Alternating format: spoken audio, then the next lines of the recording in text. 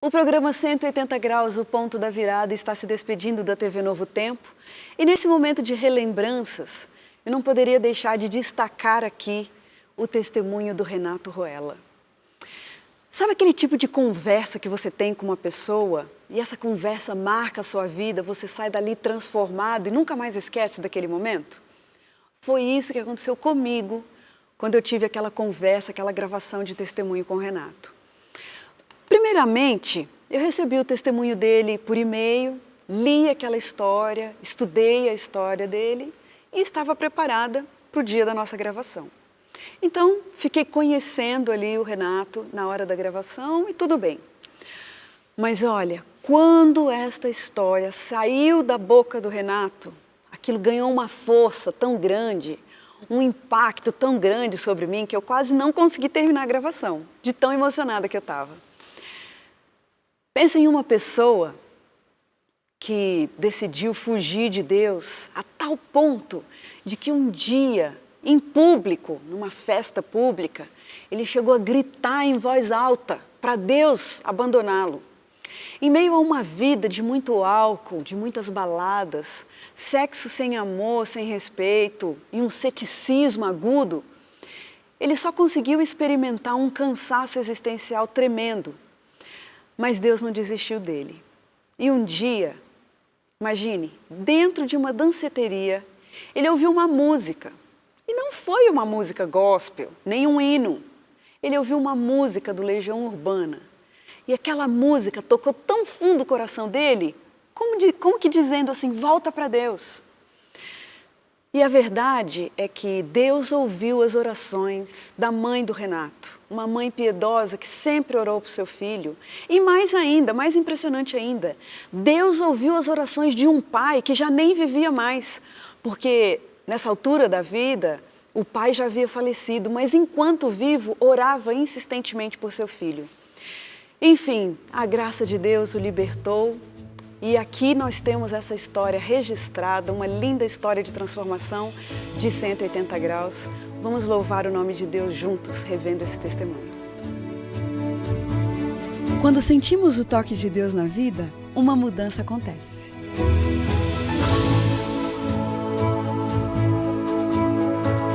Surge à nossa frente possibilidades de felicidade plena.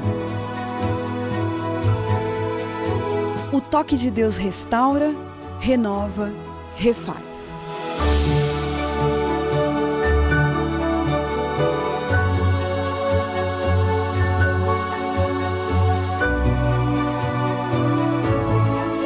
Hoje conheceremos uma pessoa que experimentou essa graça maravilhosa. Ela vai nos contar sobre essa mudança de 180 graus que lhe trouxe paz.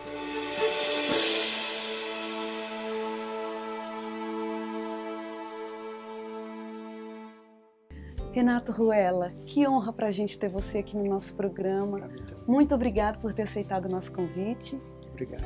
Fala pra gente um pouquinho como você descreve o Renato Ruela antes do falecimento do pai e o Renato Ruela de depois. Como você disse, o certinho, né? Um garoto criado desde a infância nos passos do cristianismo, em função de uma formação numa igreja protestante tradicional, mas que tinha uma visão bem restrita da vida cristã, com bastante conotações assim, legalistas, de fazer o que é certo, cumprir as ordens de Deus, e a religião era vivida dessa forma, dentro de casa, na igreja. E quando me tornei adventista também foi nesse caminho também, essa mesma sequência. Então, no momento da morte do meu pai, ele faz um cisma, ele faz um racha com essa pessoa que não se sustenta, né? No enterro do meu pai, eu vi que o Renato não se sustentava, não se autossustentava como eu acreditava, né? Então, na verdade, não foi tanto assim uma rebeldia direta contra Deus. Foi uma rebeldia contra mim mesmo. Algo em mim não funcionava. Eu não sabia o que era e eu escolhi, absurdamente, eu acho que é uma escolha absurda, não valorizo esse tipo de escolha, eu escolhi ir para o mundo, eu escolhi jogar tudo por terra e tentar de uma outra forma. No auge do seu distanciamento de Deus, se você pudesse dizer para a gente assim, um final de semana na vida do Renato Roella, o que envolvia esse momento de folga? Nessa fase eu já estava fazendo a residência médica, né, em ginecologia e obstetrícia, e a gente fazia muitos plantões, então eu trabalhava em torno de 3 noites a 4 noites por semana, e as outras 3 ou 4 noites eu passava no que os jovens hoje chamam de balada. Você tinha saúde para isso? Eu não sei como é que tinha tanta resistência, porque a gente bebia a noite inteira, dançava a noite inteira, saía de manhã, lavava a cara e ia para o hospital trabalhar. Gente, né? Que coisa impressionante isso. E era isso, né? Era uma vida louca, uma vida louca. No meu tempo de residência médica, os colegas da própria residência diziam que não valia a pena ter festa se o Renato não tivesse, porque eu era o agitador. Gente. Eu era o DJ, eu é que punha as coisas para acontecerem. Agora escuta, e aquela tal felicidade, né, de estar longe de Deus, e você era feliz nos seus momentos de reflexão, você se sentia bem mesmo? Como é que era, você com você mesmo? Não, de forma alguma. Em todos esses momentos não existiu nenhuma situação onde eu falasse, agora eu estou realizado. Não, sempre a sensação de vazio. E essa sensação, ela foi se tornando cada vez maior. Renato, o que uma música do Legião Urbana tem a ver com esse seu momento aí de nostalgia? Apesar de nem ser fã, assim, né, mesmo naquela época eu gostava muito de música internacional, música dançante e tal, é que numa vez dentro de uma danceteria, bêbado e tal, eu ouvi uma música que ele fez e que falava que vai ver que não é nada disso, né? Vai ver que já nem sei quem sou, vai ver que nunca fui o mesmo e a culpa é sua e nunca foi. E isso me incomodou, né? E nessa mesma música, um momento onde ele fala que quando tudo começar a cair, quando as estrelas começarem a cair, para onde a gente vai fugir? E eu tinha a percepção de que aquilo era uma mensagem direta para mim, olha, você está perdido, o que você está fazendo com você? Né? E isso incomodou, né? Incomodou bastante. A gente vive numa sociedade que valoriza bastante a liberdade nos relacionamentos, o sexo livre, essa questão dos relacionamentos. Como que você avaliou essa sua fase de liberdade? Péssimos relacionamentos. Quando eu não estava sendo vitimado, eu estava fazendo alguém de vítima. Né? Ou você usa ou você abusa, ou você é usado ou abusado. É isso. A grande verdade é essa.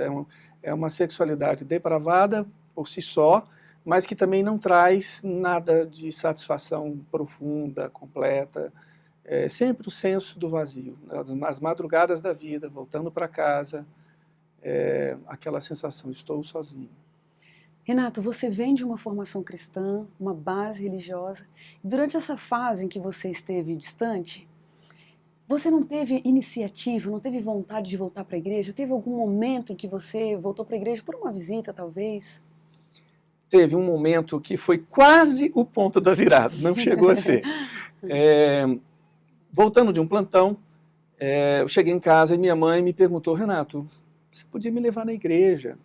Eu preciso explicar, minha mãe ela é paraplégica, ela está na cadeira de roda há mais de 30 anos. Quando meu pai faleceu, eu já fiquei cuidando dela, me tornei arrimo de família. Né? E já tinha realmente um bom tempo que eu não levava minha mãe à igreja. E aí eu disse para... pedido tocou seu coração. Pedido de mãe. Né? Aí eu, tá bom mãe, no sábado, né, nós éramos adventistas, então no sábado eu te levo. Filho, hoje é sábado. Então tá, então vamos hoje. E eu fui à igreja com a minha mãe. E foi uma surpresa muito desagradável, porque chegando lá estava acontecendo uma santa ceia. Puxa! Estava tendo ali todo o cerimonial do pão, do vinho, aquela coisa toda. E eu fiquei assustado com aquilo, sentei no último banco lá atrás, levaram a minha mãe lá para dentro, fizeram toda a parte cerimonial ali e tal. E eu fiquei sentado lá atrás. E aí... cerimônia de lava-pés, depois oração, e aí abençoa o pão, e aí distribui o pão, e as pessoas sentam, depois as pessoas levantam, aquela sequência toda de eventos. E em um determinado instante, quando as pessoas estavam em pé, com o cálice na mão, para tomar o vinho, o pastor disse de repente, assim, ele falou assim, irmãos, algumas pessoas estão sentadas. E é comum que algumas pessoas fiquem sentadas no momento da distribuição dos emblemas. É bíblico isso. Por causa da consciência, alguns às vezes não querem participar. Mas eu queria que a gente pensasse um pouco a respeito dessa prática. Porque se nós estamos aqui com o cálice, esse cálice ele representa o sangue de Cristo, e esse sangue foi derramado pelo pecador quando nenhum de nós aqui nem havia nascido. Aliás, esse sangue foi, a proposta dele ser derramado aconteceu até mesmo antes de acontecer o pecado. Então, você não perguntou para Deus, você não pediu para Deus por esse sangue. Esse sangue foi dado a você. Eu estou querendo dizer, então, que todas as pessoas que estão sentadas, e qualquer pessoa que esteja ouvindo o que eu estou falando aqui agora, pode acreditar nisso. O sangue foi derramado, mesmo que você não creia. O que você estava sentindo enquanto isso? Eu fiquei, incomodado com aquilo. Ele estava dizendo para mim. E ele disse mais, ele falou, mesmo que você ache ridículo o que nós estamos fazendo, mesmo que você por acaso veio aqui hoje e ache estranho isso aqui, acha que isso aqui seja apenas um ritual, saiba que esse sangue te pertence. Puxa vida. Mesmo que você não creia nele. Ele é seu. Então eu queria convidar a todos que estão assentados para que se levantem e participem. Não abra mão do sangue de Jesus. O que você fez, Renato? Eu me levantei, Não tinha como não levantar. Eu me levantei, e aí veio o cálice, serviram para mim e para as outras pessoas. E aí eu me assentei, enquanto todos ali participavam. Naquele momento eu resolvi falar com Deus. Eu estava orando e nem sabia, E eu disse para Deus mais ou menos assim, eu sei como é que vocês fazem. Vocês fazem a gente chorar e depois lavam o cérebro da gente. Olha, essa foi a sua oração. Essa foi a minha oração. Eu questionei mesmo. Mas eu não tive como ficar calado, eu tive que continuar. Eu tive que dizer para Deus, olha, é verdade, quando eu estava aqui, eu tinha paz. Hoje eu não tenho. É verdade, a minha vida aqui era melhor do que a que eu tenho hoje. Eu até sinto falta disso. Mas olha, deixa eu dizer uma coisa para você. Eu não gosto de você. Aliás, eu nem sei se você existe, eu não sei por que eu estou falando com você. Gente. Eu não sei se você está aí. E eu não gosto das suas coisas, eu não gosto dessas músicas, não gosto dessa Bíblia. Eu não creio nessa Bíblia. Eu não gosto dessas pessoas. Eu não gosto de nada disso. Eu gosto, sabe de quê? Eu gosto de pecado. E eu comecei a descrever os meus pecados, tudo que eu fazia, gostava de fazer. Eu costumo dizer, Creliane, que nessa fase o pior não era o que eu fazia, mas o que eu pensava. Meu pensamento era continuamente mal, que coisa malicioso. Louca, Renato. E eu confessei isso para Deus, sem arrependimento. Mas foi uma confissão. E disse mais. Eu disse para Deus assim, eu sou muito orgulhoso, sabe? Acho que para você me ter de volta, você teria que me quebrar, você teria que me incomodar, você teria que me adoecer, fazer qualquer coisa. Quem sabe me humilhar. E aí, você quer tentar? Mais uma vez afrontando, Afrontando a Deus. Renato, voltando um pouquinho lá no tempo, quando você era criança, qual era o seu sonho de futuro com relação à medicina? O sonho de medicina ele foi surgindo ao longo da infância porque o pai era médico, eu vi meu pai fazendo medicina, e se tornou médico, e gradativamente eu fui me encontrando com isso.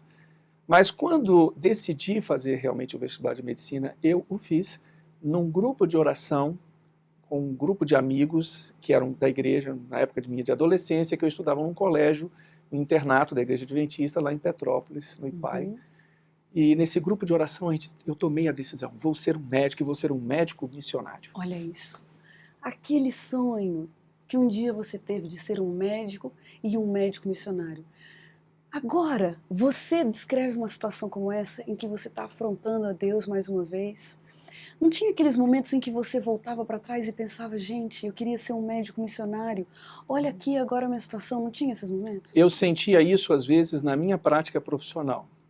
Quando às vezes pacientes numa maternidade que eu trabalhava, era um lugar muito ruim, um hospital péssimo, Eu trabalhava ali porque ali eu conseguia sustentar a minha mãe. Eu tinha que trabalhar. Mas algumas pacientes, pessoas humildes, às vezes me abraçavam, falavam assim, você é diferente. Você foi enviado por Deus. E isso me pegava de surpresa, né? Era Deus falando, você é diferente. E muitas vezes no corredor desse pequeno hospital, que hoje nem existe mais, eu parava na madrugada e falava, o que eu estou fazendo aqui? Eu não fiz medicina, obrigado. Eu não fiz medicina para isso, né? Eu queria ser um missionário. Na noite da minha formatura, eu estava embriagado com champanhe dentro de um motel e comecei a chorar. Eu não fiz medicina para isso. Que coisa louca. Foi um projeto que eu fiz com Deus, né? E estava tudo isso perdido nessa época. Renato, você disse que aquela visita à igreja foi quase um ponto da virada. E a gente quer saber agora o que de fato marcou o retorno, porque olhando para aquele rapaz atrevido, orgulhoso, que você está descrevendo agora, a gente acha meio difícil ter tido realmente, de fato, o ponto de reencontro.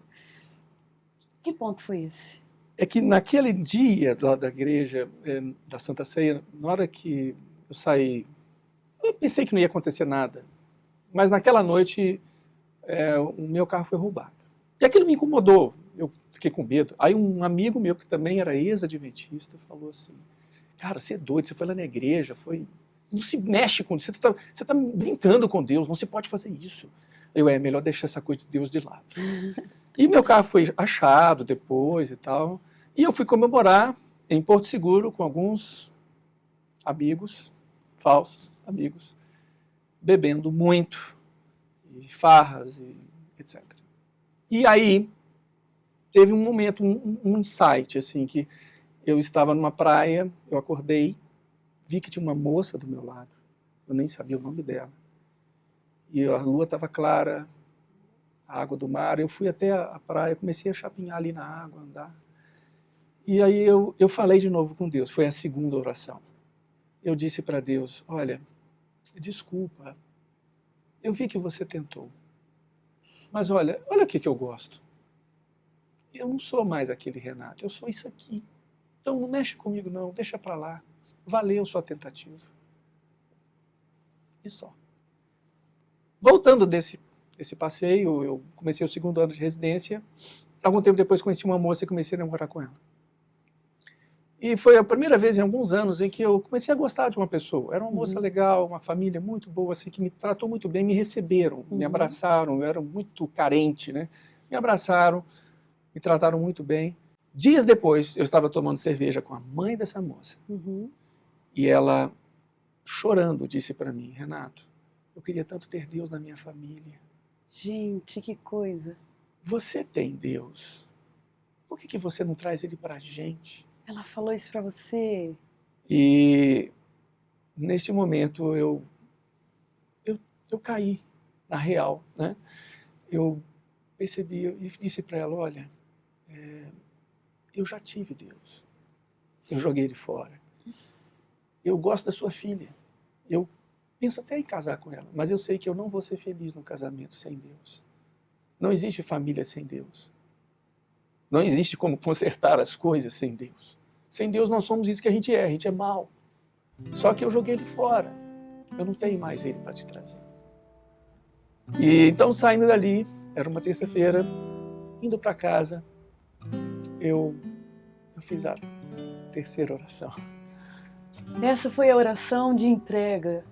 Eu disse para Deus, vamos começar de novo? Você rouba meu carro, você põe uma doença em mim, você faz o que você quiser, mas me quebra, me converte. Eu pedi isso a Deus. Eu disse para Deus, põe um câncer em mim. Você está batendo, mas você está batendo leve. Eu quero ser quebrado. Eu preciso ser convertido. Crediane, no dia seguinte, Deus me levou a nocaute. Não vou dizer o que aconteceu.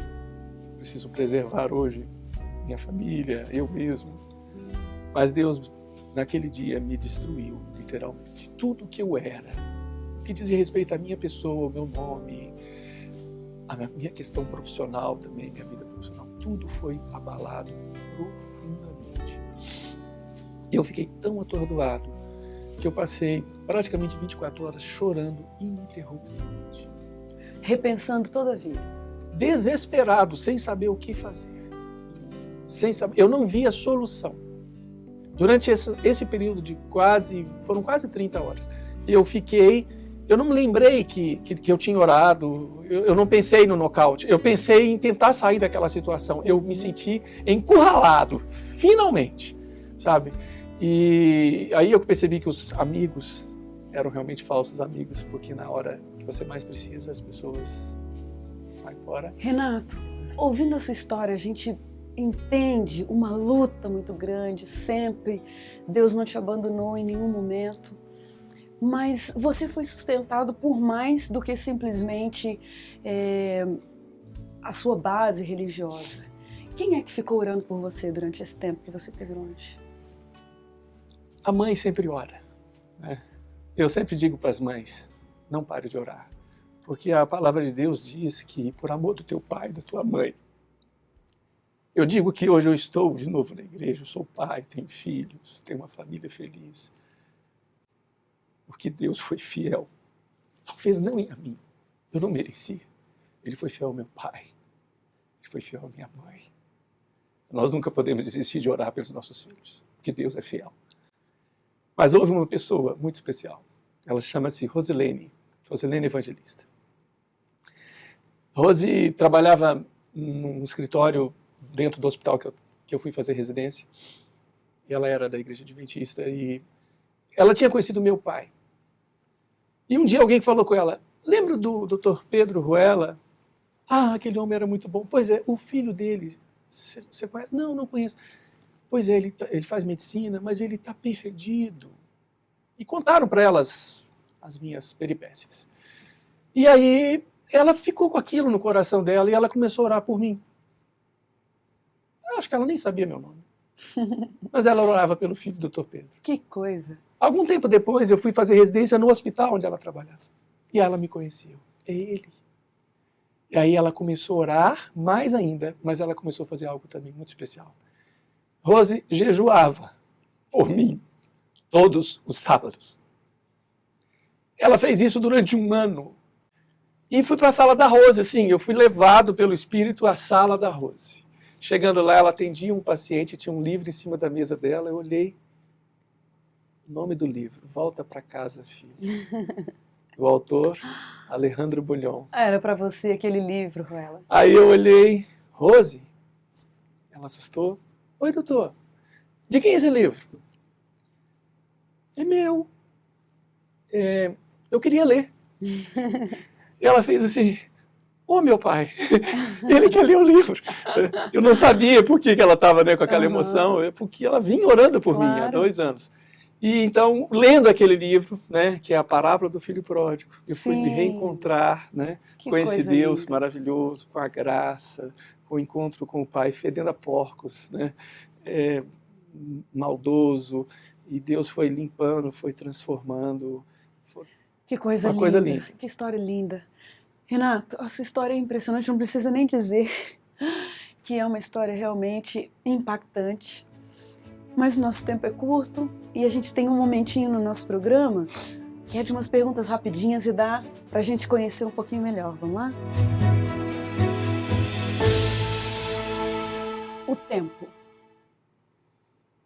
A oportunidade. Vida. Eterna. Sucesso. Ter Deus no coração. Felicidade. Minha família. Perdão. A graça de Deus. Um sentimento constante. Gratidão. Pecado. O que me afasta do Pai. Um privilégio. Estar aqui. Casamento. Anne é a maior bênção que eu já tive na minha vida. Juventude.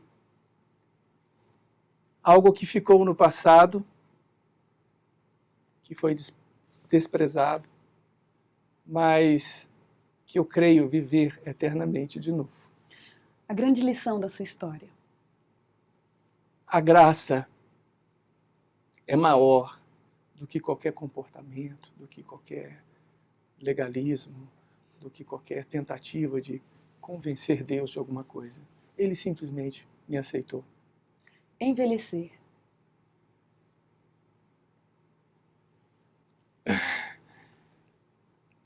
Ver meus filhos fazerem a vida deles. Eu desejo muito isso. Uma pessoa. Meu pai. Um versículo da Bíblia que te acompanha. Aquele que habita no esconderijo do Altíssimo, à sombra do Onipotente, descansará. Que história maravilhosa, Renato. Eu me sinto muito privilegiada, muito honrada de ter a oportunidade de ouvir essa história. Continuaria horas e horas mais te ouvindo falar. Que Deus continue usando a sua história, Amém. o seu testemunho para uma bênção. E que sua família também seja sempre uma luz para as outras pessoas. Obrigada. Amém. E a gente termina o programa 180 Graus, o Ponto da Virada, feliz por esse testemunho impressionante. E como diz o texto bíblico, era preciso que nos regozijássemos e nos alegrássemos, porque esse teu irmão estava morto, mas reviveu. Estava perdido e foi achado. Um grande abraço para você e até o próximo programa.